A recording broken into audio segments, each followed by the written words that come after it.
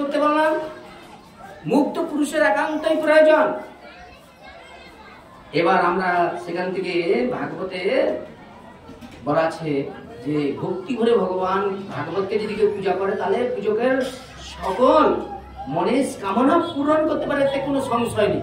আচ্ছা বলুন তো, আপনারা যেভাবে দেবদেবীকে শ্রদ্ধা করেন, ভালোবাসেন, বুকে হাত দিয়ে এরকম হাত তুলে দেখুন, বলে আমরা ভাগবতকে এরকম করে একজন পূজা করি, এরকম দেখান জানো?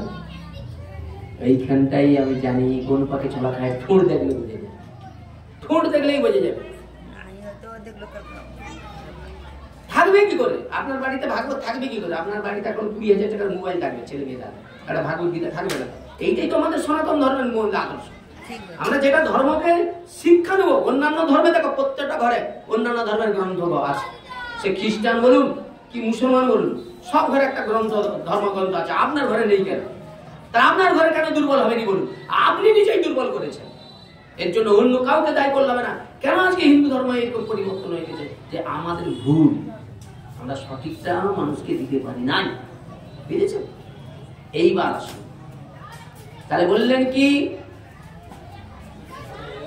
শাপগ্রস্ত পরীক্ষিত মহারাজ, ব্রহ্ম শাপগ্রস্ত, ব্রহ্ম শাপ জানেন? যে ঋষির চরণ অপরাধ করেছে, ঋষির গলায় কি করেছে, মৃত সর্পকে ঝুলিয়ে দিয়েছে, পরীক্ষিত মহারাজ ব্রহ্ম শাপগ্রস্ত হয়ে গিয়েছে। কিভাবে না, ওই শ্রমিক ঋষির পুত্র সিংহী অধরে খেলা করেছিল, আর কুশ নামক একজন শিষ্য দর্শন করেছিল, আর সঙ্গে সঙ্গে সেই পুত্রের কাছে গিয়ে যখন বললেন, তখন সেই কৌশিক নদীর জল আচমন করলেন, আমার বাবাকে যে এই অপমান করেছে, এই বিষধর তক্ষকের হাতে 7 দিনে তাকে প্রাণ বিসর্জন দিতেই হবে। এখনো গল্প নয়, ভাগবত। এইবার আপনাদের কাছে প্রশ্ন, তাহলে পরীক্ষিত মহারাজের ব্রহ্ম শাপ করেছে, সে ভাগবত শুনবে, আপনারা কেন ভাগবত শুনছেন? শুধু ভাগবত ভাগবত ভাগবত কাদের গ্রন্থ? বলে ভাগবত ভক্তদের মূল গ্রন্থ। আর আপনি যেখানে ভক্তই নেই, যেখানে ভাগবত শোনার কেউ রুচি নেই, আপনি সেখানে ভাগবত করে দিলে কি হবে? ভাগবত অপমান হয়ে যাবে। এই জন্য হাত জোড় করে বলছি, ভাগবত জিনিসটা আগে জানুন। এই জন্য মহাদেব পার্বতীকে বলছে ভাগবত যেখানে যত্রতত্র কীর্তন করা যাবে না। কি বাবা, ঠিক নেবে? ঠিক। আপনারা যারা একটু গাঢ় আছেন আমার কথাটাকে উপলব্ধি করতে পারবেন। আজকে তো কালী পূজা, প্যান্ডেল পূজা, যেখানে সেখানে ভাগবত। ভাগবত হচ্ছে কীর্তন, জানেন? শুনুন কি বলছে, দেখেন মহাজনরা কিরকম বলছে। বলে একটা জমিদারের মেয়ে খুব সুন্দর দেখতে, রূপে একবারে মানে কি মা লক্ষ্মীর মতো। তার বাবা কি করেছে, মাথায় একটা মুকুট দিয়েছে, কানে কুণ্ডল দিয়েছে, গলায় হাত দিয়েছে, হাতে একটা চুর চুর করে একবার ভরে দিয়েছে, পায়ে সোনা নুপুর, গায়ের বস্ত্রটা খুব সুন্দর, দেখলেই যেন মনে হয় একবারে মা প্রতিমার মতো মা লক্ষ্মী যেন যাচ্ছে। বাবা দেখলে সবাই আকর্ষণ লাগবে না? এই মুহূর্তে যদি মা মৃন্ময়ী থেকে চিন্ময়ী হয়ে বেরিয়ে আসে, আপনাদের দেখলে কিরকম হবে? এতদিন মৃন্ময়ী দেখছেন, ও চিন্ময়ী। কার কাছে? না ভক্তের কাছে। যখন ওর অপমান করেছিল কে? ভরত মহারাজকে বলি দেওয়ার জন্য কি করেছিল? খড়গ তুলেছিল না ডাকাত? তাহলে মা কি করেছে? ওই দেহ থেকে বেরিয়ে কি করলেন? 6 ডাকাতদের মস্তক কেটে দিলেন। কেন? মা কখনো বৈষ্ণবের নিন্দা মেনে নিতে পারবেন না। হৃদয় গৌত্র বলে 4 বেদ পড়িয়া যদি বৈষ্ণব নিন্দা করে, তার সর্বনাশ হবে। গ্রন্থ বলবে তুমি কোথায় আছো? মামা ঘরে আগুনে কারেন্টে হাত দিলে হাত পুড়বে না। এই জন্য বৈষ্ণব অপরাধ কে করেছিলেন জানেন? কে করেছিলেন বৈষ্ণব? বলে সূর্যদাস পণ্ডিত। সূর্যদাস পণ্ডিতের নাম শুনেছেন? ভাগবত শুনেন। সূর্যদাস পণ্ডিত কে ছিলেন? গৌরীদাস পণ্ডিতের ভাই। ভাগবত কি সিদ্ধান্ত দিচ্ছে দেখুন, খুবই হাত জোড়ে করে বলছে, আমার কাছে যে মেডিসিন আছে না, সুন্দর জীবন ঘুরিয়ে যাবে আপনাদের। সেই সূর্যদাস পণ্ডিত গৌরীদাস পণ্ডিতের ভাই। সূর্যদাস পণ্ডিত, যে গৌরীদাস নিতাই গৌরকে আজও পর্যন্ত বেঁধে রেখেছে। যাবেন অম্বিকা কালে ঝলক দর্শন দিবেন। গিয়েছেন কেউ গৌরীদাস পণ্ডিত? শুনেছেন? যাবেন বাবা, চোখে দেখবেন, হাতে পায়ে ধরে বলছি ধাম দর্শন করুন।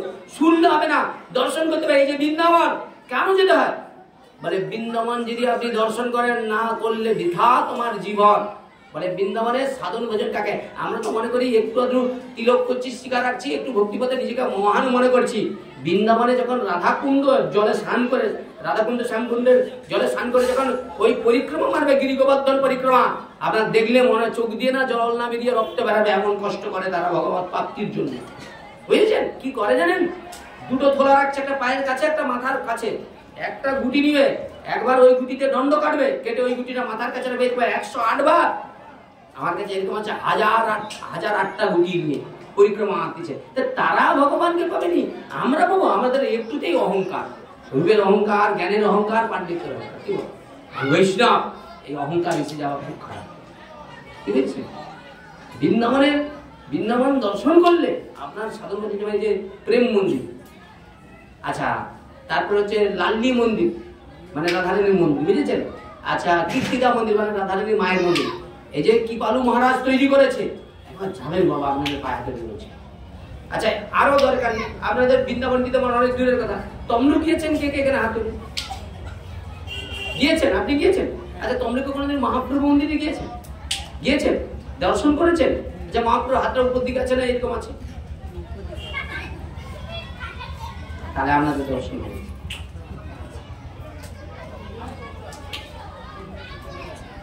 ভালো করে দেখুন, ভালো করে। আমি কিন্তু আপনাদের বলছি, ভালো করে একবার বোঝার চেষ্টা করি। মহাপ্রভুর হাতটা আমার সবসময় উপর দিকে থাকে। আমরা তমলুকে মহাপ্রভুর মন্দিরে ভগবান মহাপ্রভুর গৌরীর হাতটা কিরকম আছে? এরকম আছে না এরকম আছে? নিচের দিকে আছে, নিচের দিকে। কেন? কেন নিচের দিকে? ভালো করে একবার দর্শন করে আসবেন, এবার ভালো করে দর্শন করবেন, কারণ আছে, এর মধ্যে রহস্য আছে। আচ্ছা, এই তমলুকে প্রত্যেক যুগেতেই ভগবান আসছে, প্রত্যেক যুগেই ভগবান তমলুকে আসছে। তমলুকে যে রাজা ছিল তাম্রধ্বজ, ও কি করেছে? ঘোড়া বেঁধে দিয়েছিল, স্বয়ং ভগবান অর্জুন এখানে এসেছিল যুদ্ধ করার জন্য। আচ্ছা, এই যে বেহুলা যে লক্ষ্মীন্দরের যে দেহটাকে যে ভাসিয়ে দিয়েছিল, ওই রূপনারায়ণ নদী ধরে ধরে ওই যে মহাপ্রভু হোটেলের কাছে একটা শিব মন্দির, যে বক্রেশ্বরের শিব, ওইখানে থেকে গেছিল, ওইখানে শিব ওকে প্রাণ ফিরিয়ে দিয়েছিল। আচ্ছা, আরো কথা শুনুন, প্রভু রাম সীতা লক্ষ্মণ ওখানে এসেছিল একটা বৃক্ষের কাছে, বট বৃক্ষে। সেই বৃক্ষটা ওরা কি করেছে? রাস্তার গোড়ায় ছিল বলে সেটাকে আস্তে আস্তে করে নষ্ট হয়ে গেল, সেটাকে সরিয়ে এখন রাস্তা হয়ে গেছে। ওখানে ধোপানিতে ঘাট আছে, বুঝেছেন? ধোপানির ঘাট, বুঝেছেন? আচ্ছা, ওখানে সূর্য মন্দির আছে, মানে অর্জুন মন্দির এই দিকে মুখ করে, হ্যাঁ। আচ্ছা, ওখানে জগন্নাথের মন্দির আছে, জগন্নাথে পাকটি করে জগন্নাথকে নিয়ে এসেছিল। আচ্ছা, ওই যে বর্মা মন্দির, ওই যে দক্ষযজ্ঞ রাজার যে যখন সতীর যে মানে শিবের যে নিন্দা সহ্য করতে না পারে ওই যজ্ঞস্থলে প্রাণ বিসর্জন দিয়েছিল, তখন সতীর কি করছে? দেহটাকে কি করেছিল? ভগবান সুদর্শন চক্র দিয়ে কেটেছিল। কতগুলো পিঠ হয়েছিল? 51 পিঠ। এক পিঠ এই যে মা বর্গিমা, ওইখানে ওই বর্গমা মন্দিরে একজন জেলে মানে জানেন, ওই যে মাছের ব্যবসা করে, বুঝেছেন? ও কি করেছে? ওকে কৃপা করলো, হ্যাঁ, ও ওই পুকুরে প্রত্যেকদিন মাছ ফেলে দিয়ে যেত। একদিন দেখেছে যে মাছগুলো তো নিয়ে গেছে, ব্যবসা করতে গিয়ে দেখে না মাছগুলো সব মরে গেছে, বলে বেকার মরে যাওয়া মাছগুলো ফেলে দিয়েছে, দেখে না বেঁচে গিয়েছে। ওকে স্বপ্ন আদেশ হলো, এই কথা কাউকে বলবে না, হ্যাঁ, আর ও তোমার মরা মাছে তুমি ওইটা দিয়ে দিবো বেঁচে উঠে, ওরা ওকে বলে দিয়েছে। আর রাজা এমন একটা ব্যাধি হয়েছে, বলছে ওকে রোজ মাছ দিতে হবে, জ্যান্ত মাছ। তো এখন কেউ দিতে পারবে? তখন সেই জেলে বলছে আমি পারি। তো ওই রোজ ওই যে মাছ পায়, কোথা থেকে পায়? অনুসন্ধান করতে করতে জানতে পেরেছি তো সব মাছ তো নষ্ট হয়ে যেতেছে, বুঝেছেন?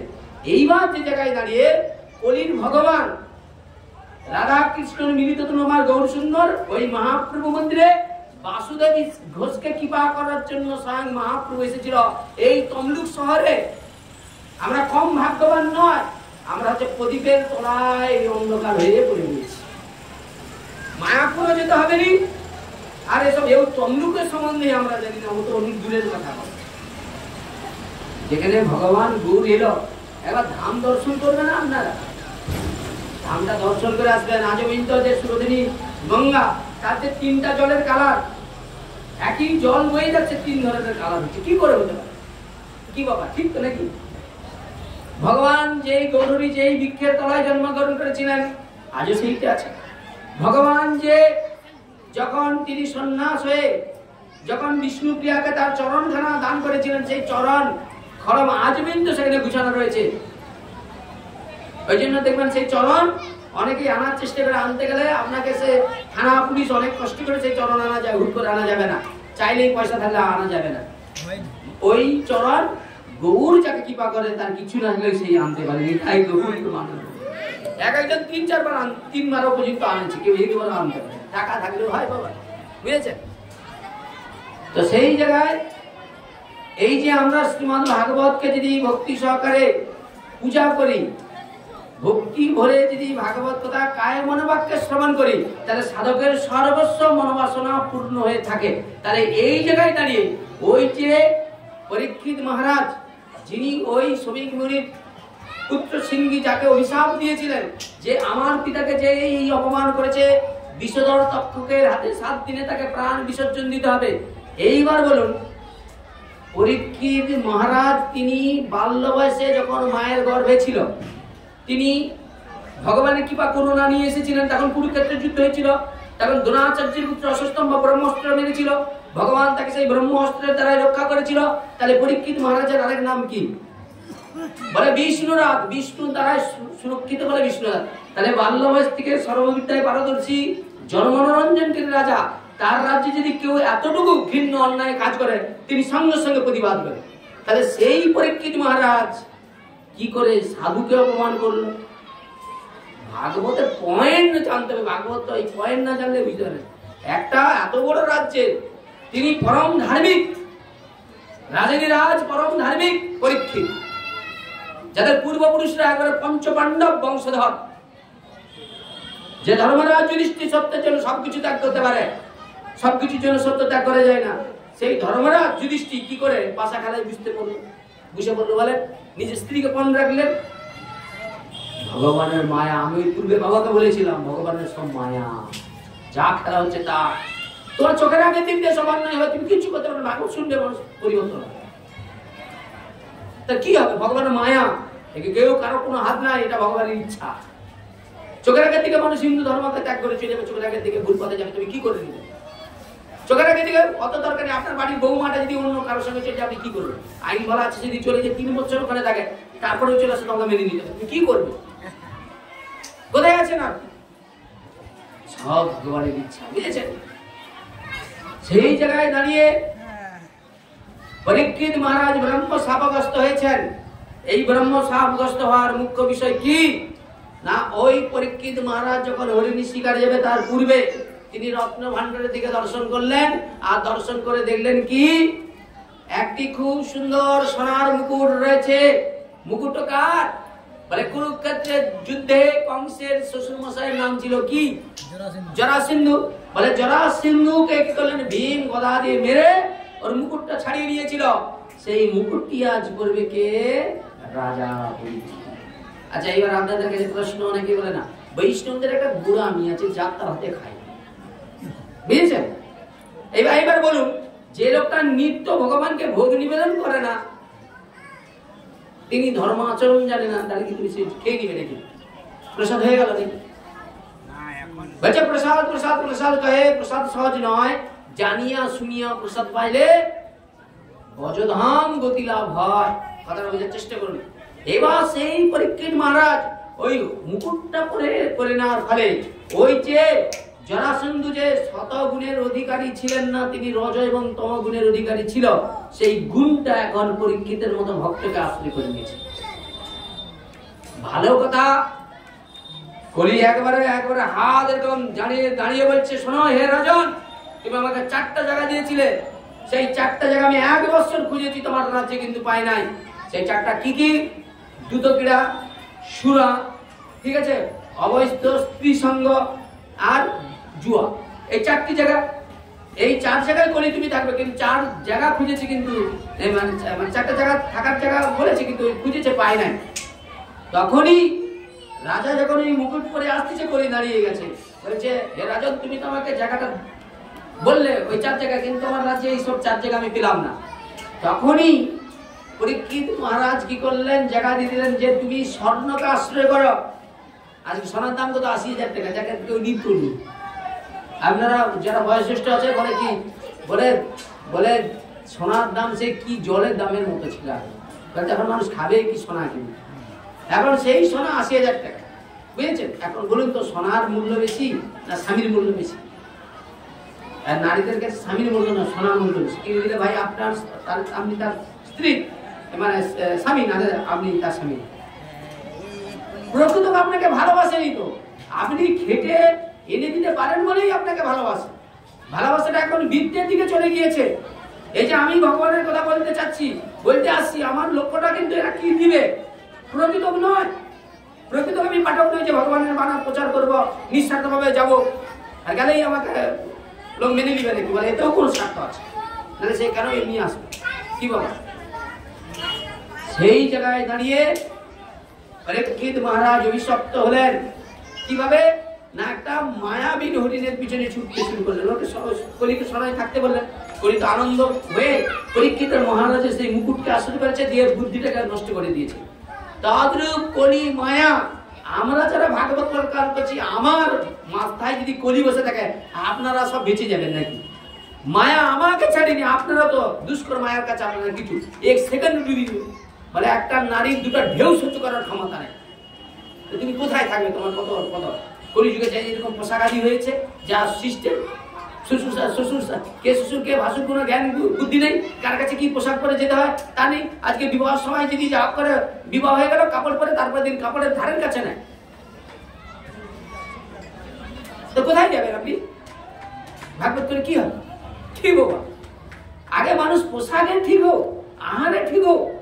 এই যে এত সেবা হচ্ছে, এই যে লোকগুলো এখানে প্রসাদের বসে আসছে, যে ওরা কথা ভাগবতের সংকল্প হলো, আজকে যার ধরুন কারো ঘরে বিয়ে বাড়ি হবে, তো ওই অবস্থা আবার তো ছুটবে সেখানে। কোথায় আছেন আপনি?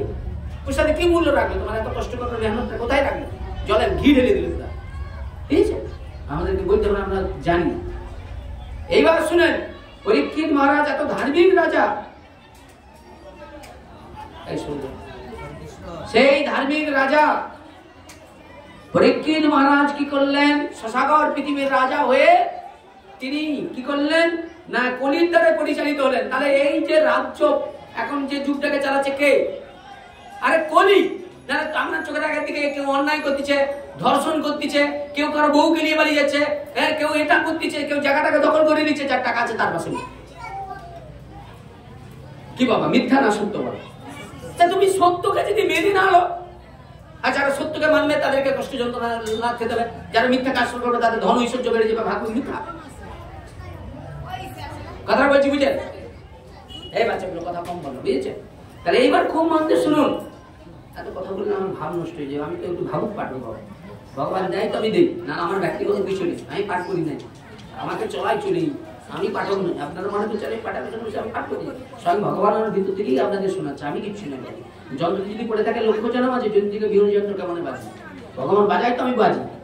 আর আপনারা মনে করছেন ও পাঠক এসে পাঠ করে চলেছে, না, আমি পাঠক, আমি আপনাদের বাড়ির সন্তান বা আপনাদের বাড়ির দাস চাকর, পাঠক, বুঝেছেন? তাই সেই জায়গায় দাঁড়িয়ে কি করলেন? পরীক্ষিত মহারাজ মনে মনে চিন্তা করলেন, না, আমি যখন বেরিয়ে এসেছি হরিণ শিকারে যাবেন, তাহলে হরিণ শিকারে যখন যাওয়ার পূর্বে কলিকে সোনার জায়গা দিয়েছে থাকার জন্য, আর সেই কলি কি করছে, একেবারে ওই মুকুটকে আশ্রয় করেছে। এবার সে কি করছে, ছুটাচ্ছে। পরীক্ষিত মহারাজ ছুট দিচ্ছে, তদ্রূপ আমরাও দেখুন সংসারে মানুষ ছুট দিচ্ছি সুখের পিছনে। আরে আমার বাবা ঠাকুরদা সুখের পিছনে ছুটছে, আজও কিন্তু সুখ পায় না। সুখ কোথায়? বলে এক জীবনই হলো সুখের কারণ। যিনি আহারকে ঠিক করতে পেরেছে, তিনি বাহারকে ঠিক করতে পেরেছে, যা কিছু পায় সেটা ভগবানের ইচ্ছা মনে করে সেটাকে মেনে নিতে পারে, তিনি সুখী। কেউ যদি তাকে নিন্দাও করে, কেউ যদি তাকে বন্দনাও করে, বলে সবই ভগবানের ইচ্ছা। কি বাবা, তাতে কোনো যায় আসে না। এইবার বলছে সন্ন্যাসী হচ্ছে সুখের কারণ, সন্ন্যাস জীবনটা সুখের কারণ, ভক্ত জীবনটা সুখের কারণ। তখনই কি করলেন পরীক্ষিত মহারাজ সেই মায়াবীর হরিণের পিছনে ছুটছে। ও তো জানেনি হরিণ মায়া। এই জগতে আমরাও শ্রদ্ধা নিরন্তর মায়ের পিছনে ছুটছি, ভালো করে চিৎকার করছি, গলা ফাটিয়ে চিৎকার করছি, কিসের জন্য? মায়ের পিছনে ছুটছি। ঘর বলো, বাড়ি বলো, বৃত্ত বলো, এগুলো সব মায়া, ভগবানের মায়া। এর উপরের স্তরে যতক্ষণ না আপনি যেতে পারেন, ততক্ষণ আপনি ভাগবতের শ্রোতা হতে পারবেন না। কিন্তু ভাগবতের শ্রোতা কেন ছিল? অপরিকৃত, সর্বত্যাগী ছিল, আর আমরা সর্ববিষয়ী। কথা বোঝার চেষ্টা করছেন বাবা, আপনারা জ্ঞানী মানুষ বুঝবেন আমার কথাগুলোকে, গুরুত্ব দিবেন। তাহলে পরীক্ষিত মহারাজ ভাগবত শোনার আগে সর্বস্ব বিষয় ওইভাবে ত্যাগ করে আসছে। আমরা এখানে ভাগবত শুনি আবার বিষয় নিয়ে কথার মর্যাদা দিতে পারছি না। এই যে জলটা দেখছেন, এই জলটা স্বচ্ছ দিকে আপনি টাকা মুখটা